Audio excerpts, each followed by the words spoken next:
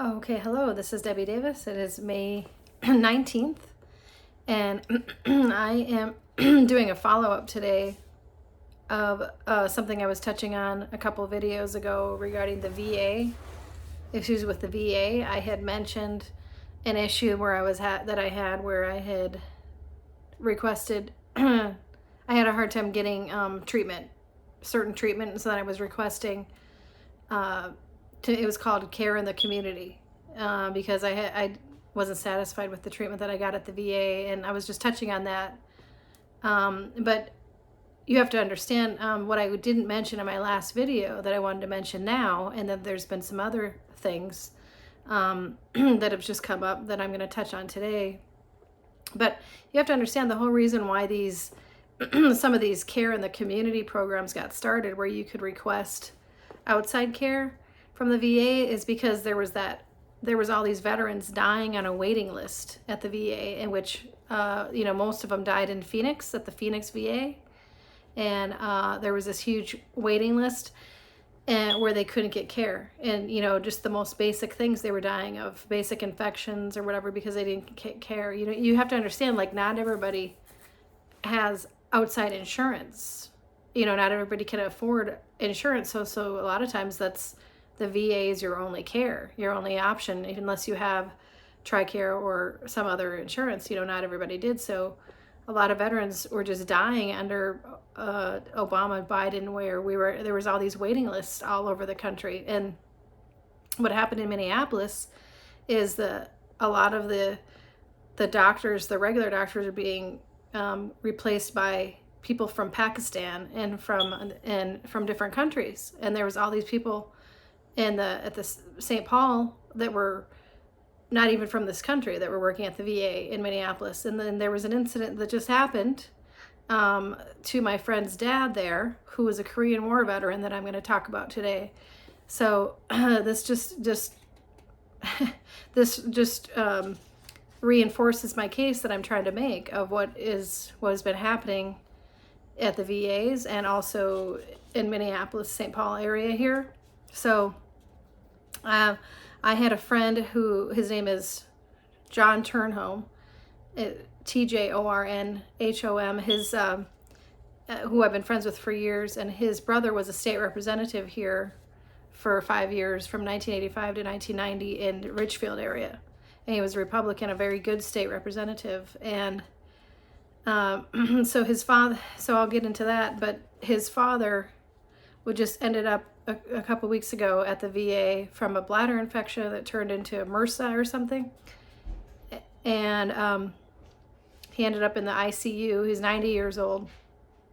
And the family had requested, John had power of attorney and medical power of attorney. And he had been there, but then he ended up going home to take care of his mother, who's also up in age, and but he had provided this document here, it's called Provider Orders for Life Sustaining Care, and this was signed by his father. I'm just going to put it right up here for everybody to see. This is what you sign, meaning that you want CPR if something happens. You don't want to just die. This was signed right by his father, Thomas Tjornhom, Korean War veteran. Okay, and this means, that I would like CPR. This was signed in January. This was signed right by his father. It's not like, just because you're 90, you want to die. You don't just be like, oh, I think I, end up in the hospital and just assume you're going to die. But what somebody told me is that under Obamacare, something got signed into law where they don't legally have to provide life-sustaining care after a certain age. And so I don't know what that's about, but even if that is a law, this document supersedes any law, because this is a official document.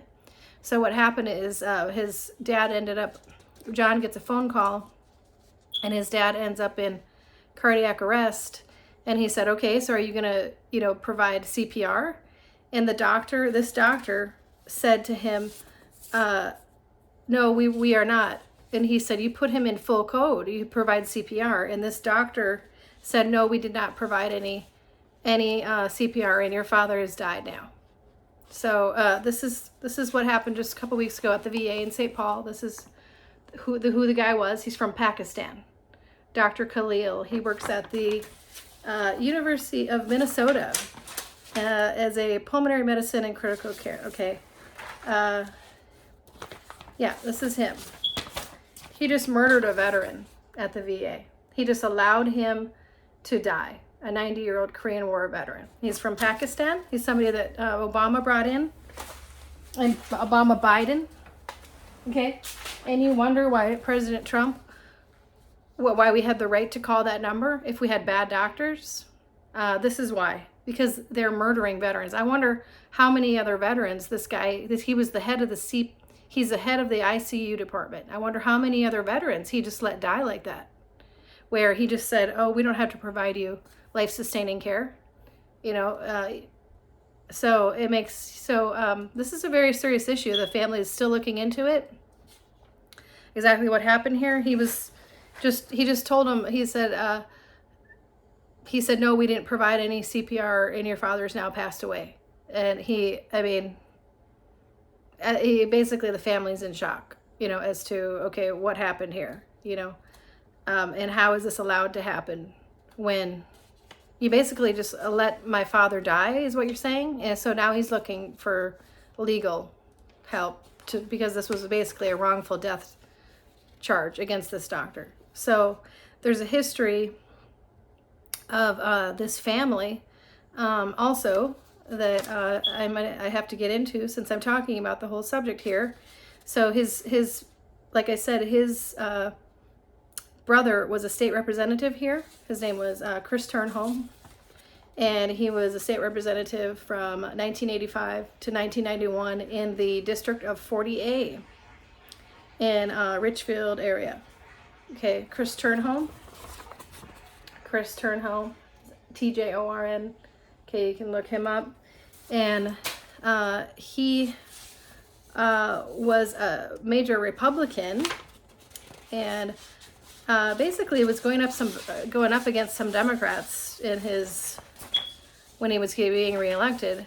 And Chris Tjornhom mysteriously ended up dead in his home. Okay, so this happened Chris Tjornhom was elected in 1984. He unseated Democrat James Swanson, and it was a huge upset. It was a highly DFL community. Okay, he was a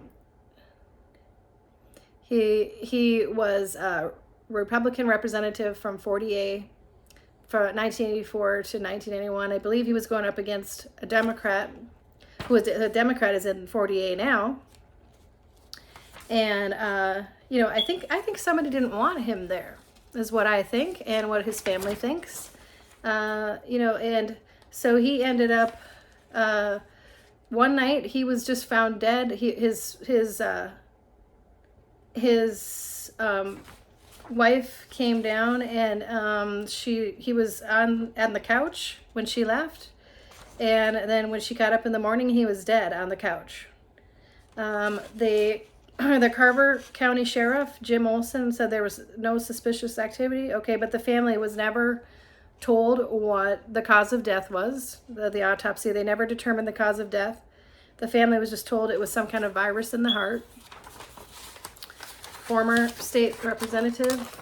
He was a Republican, a very good state representative here, going against some Democrats that didn't want him in. Okay? So there's some history here in Minnesota here that I think a lot of people didn't know about. It was a complete shock to the family because he was a very vibrant, healthy person. He died at the age of 53. Yeah.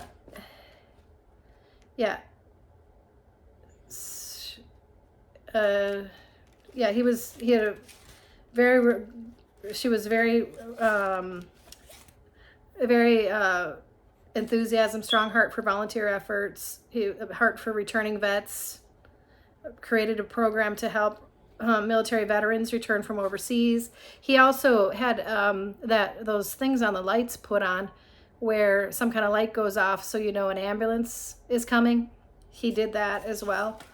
So yeah, this was just extremely tragic for the whole family. And that happened, and his mom was his family was traumatized. His mom and his dad and his brother, John. And then this happens to his father. And once again, we have a Democrat community here. So, you know, I find it very suspicious, and I think it's pretty obvious that there's something suspicious going on here. And so that's why I'm doing this video. And then, so the woman that is now in his position, her name is, she's in 40A now, Democrat Labor Party person, Speaker House Melissa Hortman, DFL of Brooklyn Park. No, she got put in his position when he was basically murdered. Isn't that suspicious? So guess what? She just tested positive for COVID March 11th or May 11th. So I wonder what happened there. I wonder if they found something out about her. Makes you wonder. So Melissa Hortman just tested positive for COVID May 11th. Democrat Labor Party. We got the Democrat. So in case you are unaware, in Minnesota, every single Republican that was any kind of good representative pretty much got replaced by Democrats, pretty much all the way from state representatives all the way to Senate. Every single person has been replaced by Democrats here. And that was never like this in Minnesota. I mean, it was a Republican state, but it was never like full Democrat like it is now. And then we have this other woman that got put in office, Ilhan Omar, she's not even from this country. You know, apparently, you know, she's the representative for Minnesota's 5th congressional district, member of the Democratic Farmer Labor Party. They're all Democrats. Didn't she like marry her own brother to get a green card to be here? I mean, she shouldn't even be here as a state representative.